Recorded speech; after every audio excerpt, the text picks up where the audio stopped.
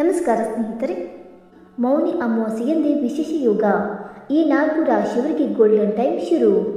ಹೌದು, ಮೌನಿ ಅಮಾವಾಸ್ಯೆಯಂದು ಗ್ರಹಗಳ ವಿಶೇಷ ಸಂಯೋಜನೆಯು ಕೆಲವು ರಾಶಿ ಚಕ್ರ ಚಿಹ್ನೆಗಳಿಗೆ ಪ್ರಯೋಜನಕಾರಿ ಎಂದು ಸಾಬೀತುಪಡಿಸುತ್ತದೆ.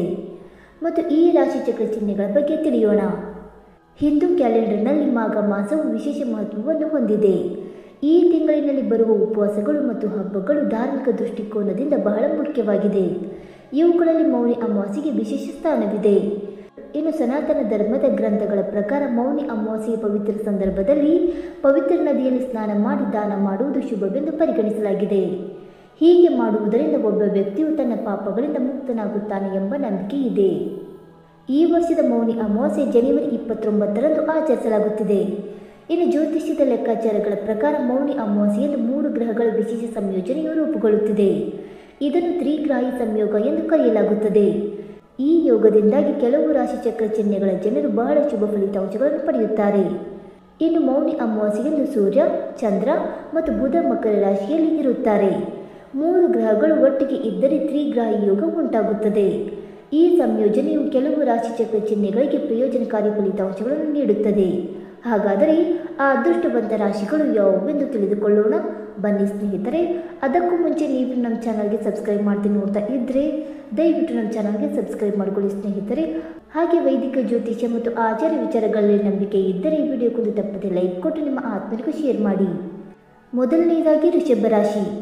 ವೃಷಭ ರಾಶಿ ಚಕ್ರದ ಜನರ ಜೀವನದಲ್ಲಿ ನಡೆಯುತ್ತಿರುವ ಸಮಸ್ಯೆಗಳು ಕೊನೆಗೊಳ್ಳುತ್ತವೆ ಮತ್ತು ಕೆಲಸದಲ್ಲಿನ ಅಡೆತಡೆಗಳು ಕೊನೆಗೊಳ್ಳುತ್ತವೆ ಮತ್ತು ಉದ್ಯೋಗದಲ್ಲಿ ಪ್ರಗತಿ ಸಿಗುವ ಸಾಧ್ಯತೆ ಕೂಡ ಇದೆ ಮತ್ತು ನಿಮ್ಮ ಜೀವನ ಸಂಗಾತಿಯ ಸಹವಾಸ ನಿಮಗೆ ಸಿಗುತ್ತದೆ ಮತ್ತು ಈ ಸಮಯದಲ್ಲಿ ಪ್ರಯಾಣ ಸಾಧ್ಯತೆ ಕೂಡ ಇರುತ್ತದೆ ಮತ್ತು ಆರ್ಥಿಕವಾಗಿ ಪರಿಸ್ಥಿತಿ ಬಲವಾಗಿರುತ್ತದೆ. ಎರಡನೆಯದಾಗಿ ಕನ್ಯಾ ರಾಶಿ. ಕನ್ಯಾ ರಾಶಿ ಚಕ್ರದ ಜನರಿಗೆ ತ್ರಿಗ್ರಾಹಿ ಯೋಗವು ಜೀವನದಲ್ಲಿ ಸಕಾರಾತ್ಮಕ ಬದಲಾವಣೆಗಳನ್ನು ತರುತ್ತದೆ. ವೃತ್ತಿ ಜೀವನದಲ್ಲಿ ಪ್ರಗತಿಗೆ ಅವಕಾಶಗಳು ದೊರೆಯಲಿವೆ. ನಿಮಗೆ ಉನ್ನತ ಅಧಿಕಾರಿಗಳಿಂದ ಬೆಂಬಲ ಸಿಗುತ್ತದೆ ಮತ್ತು ಆದಾಯ ಹೆಚ್ಚಾಗುವ ಸಾಧ್ಯತೆ ಕೂಡ ಇದೆ ಮತ್ತು ಪ್ರೇಮ ಜೀವನ ಸುಧಾರಿಸುತ್ತದೆ ಮತ್ತು ಉದ್ಯಮಿಗಳಿಗೂ ಕೂಡ ಒಳ್ಳೆಯ ಸಮಯವಾಗಿದೆ. ಮೂರನೆಯದಾಗಿ ತುಲಾರಾಶಿ. ಮೌನಿ ಅಮಾವಾಸ್ಯೆಯಂದು ರೂಪುಗೊಳ್ಳುವ ಗ್ರಹಗಳ ಶುಭ ಸಂಯೋಜನೆಯು ತುಲಾರಾಶಿ ಚಕ್ರದ ಜನರಿಗೆ ಪ್ರಯೋಜನಕಾರಿಯಾಗಿದೆ. ನಿಮ್ಮ ವೃತ್ತಿ ಜೀವನದಲ್ಲಿ ಪ್ರಗತಿ ಸಾಧಿಸಲು ನಿಮಗೆ ಅವಕಾಶಗಳು ಸಿಗುತ್ತವೆ ಮತ್ತು ಸಾಮಾಜಿಕವಾಗಿ ಪ್ರತಿಷ್ಠೆ ಹೆಚ್ಚಾಗುತ್ತದೆ ಮತ್ತು ನಿಮ್ಮ ಪ್ರೀತಿ ಪಾತ್ರರು ನಿಮ್ಮೊಂದಿಗೆ ಇರುತ್ತಾರೆ ಮತ್ತು ವ್ಯವಹಾರದ ಪರಿಸ್ಥಿತಿ ಮೊದಲಿಗಿಂತ ಉತ್ತಮವಾಗಿರುತ್ತದೆ. ಇನ್ನು ನಾಲ್ಕನೆಯದಾಗಿ ಮಕರ ರಾಶಿ.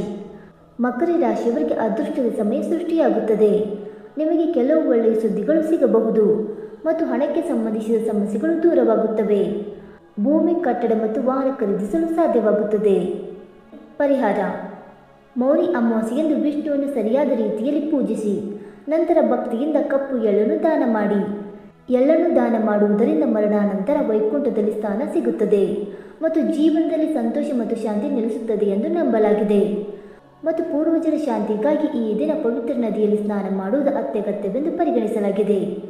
ಸ್ನಾನ ಮಾಡಿದ ನಂತರ ಒಂದು ಪಾತ್ರೆಯಲ್ಲಿ ನೀರು ಮತ್ತು ಕಪ್ಪು ಎಳ್ಳನ್ನು ಹಾಕಿ ಶಿವನಿಗೆ ಅಭಿಷೇಕ ಮಾಡಿ. ಈ ಪರಿಹಾರವನ್ನು ಮಾಡುವುದರಿಂದ ನೀವು ಶಿವನ ಆಶೀರ್ವಾದವನ್ನು ಪಡೆಯುತ್ತೀರಿ ಮತ್ತು ನಿಮ್ಮ ಪೂರ್ವಜರ ಶಾಪ ನಿವಾರಣೆಯಾಗುತ್ತದೆ. ಮತ್ತು ಶನಿ ದೋಷ ಇರುವವರು ಮೌನಿ ಅಮಾವಾಸ್ಯೆಯಂದು ಕಪ್ಪು ಎಳ್ಳನ್ನು ದಾನ ಮಾಡಬೇಕು. ಹೀಗೆ ಮಾಡುವುದರಿಂದ ಜಾತಕದಲ್ಲಿ ಶನಿಯ ಅಶುಭ ಪರಿಣಾಮಗಳು ಕಡಿಮೆಯಾಗುತ್ತವೆ ಮತ್ತು ಜೀವನದಲ್ಲಿ ಸಕಾರಾತ್ಮಕತೆ ಬರುತ್ತದೆ. ಸ್ನೇಹಿತರೆ, ಈ ಮಾಹಿತಿ ನಿಮಗೆ ಇಷ್ಟವಾಯಿತಾ? ಇಷ್ಟವಾಗಿದ್ದರೆ ವಿಡಿಯೋಗೊಂದು ಲೈಕ್ ಮಾಡಿ, ಶೇರ್ ಮಾಡಿ. ಹಾಗೆ ನಿಮ್ಮ ಅನಿಸಿಕೆ ಮತ್ತು ಅಭಿಪ್ರಾಯಗಳನ್ನು ತಪ್ಪದೆ ಕಮೆಂಟ್ ಮೂಲಕ ತಿಳಿಸಿ ಸ್ನೇಹಿತರೆ. ವಿಡಿಯೋ ನೋಡಿದ್ದಕ್ಕಾಗಿ ಧನ್ಯವಾದಗಳು. Thank you so much.